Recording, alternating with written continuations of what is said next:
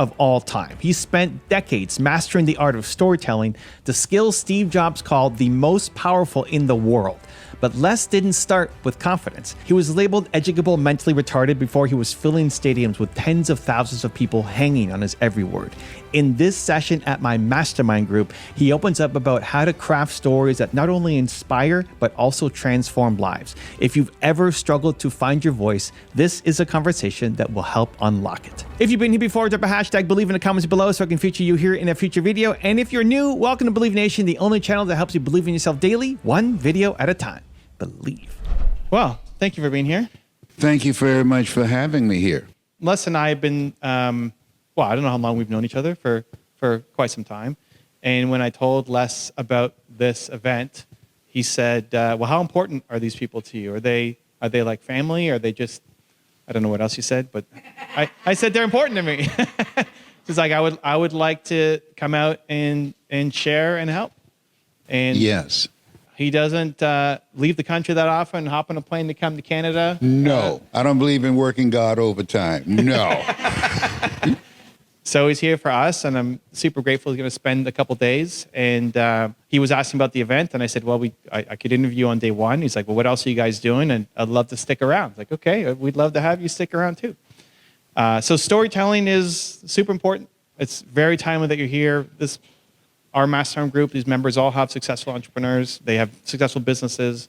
They're trying to grow their business and their impact. Everybody's got a story, a message. They're trying to make a bigger dent in the universe with their message. So even just starting off on that, what guidance do you have for sharing their story? One of the things that's very important now, and I want to thank you for your presentation. I learned so much this morning. Let's give Evan a round of applause for the information that he shared. It is the one area that allows you to make your life AI-proof. How many of you know people who are just afraid right now because of artificial intelligence? Raise your hands, please. Yes. And so the thing that, and Steve Jobs said it best. He said, the storyteller, most powerful person in the world.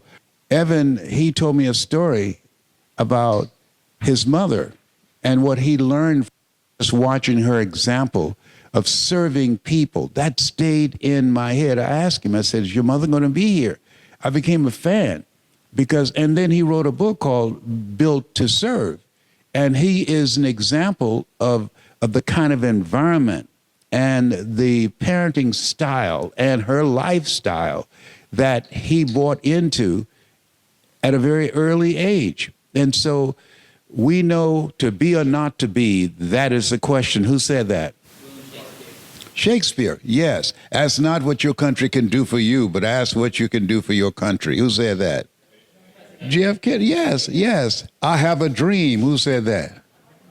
You got to be hungry. Who said that?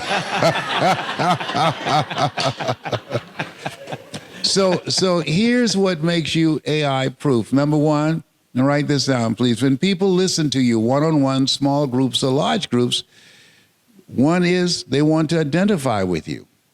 People cannot identify with artificial intelligence.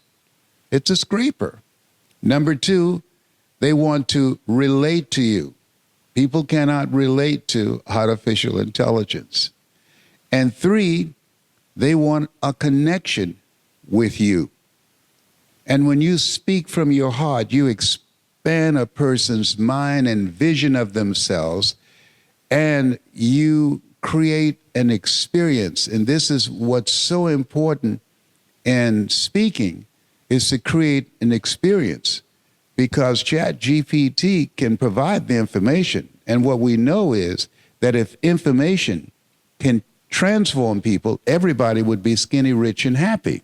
Each of you, when you share your story, you have an energy signature, and people resonate with that. I have a friend of mine named Evan Carmichael. And ladies and gentlemen, I want to share something with you. How many of you had some moments where you talked to someone and they shared some things with you and it touched your heart? Raise your hands, please. And so Evan, when he spoke to me, he talked to me with such love and admiration of his mother and the kind of person that he saw her to be and serving people. And Evan, as he talked about her, all I can think about was, Evan, that's you. She put her stamp on you. How many of you had somebody in your life that when you look back, that person contributed to you being the person that you are right now? Raise your hands, please. Now, here's what I've done. When you're speaking, the people that you're speaking to, their audience is inside of each audience, number one, separated by age, by income, by education, and a variety of experiences. The other thing is that when you're speaking, because of the noise from the world and their own self-explanatory style, as a coach, as a speaker, as an entrepreneur, there are three things that we must do strategically with our speech, with our story. Write this down, please. Distract, dispute, and inspire. That when you speak, and it's very important in the style of your communication, that you interrupt that person's story and the preconceived ideas they have about who you are and what you have and what they have. And what you do is you distract them from that and you take them into their imagination. Einstein said the imagination is the preview of what's to come. So you distract them from their current story.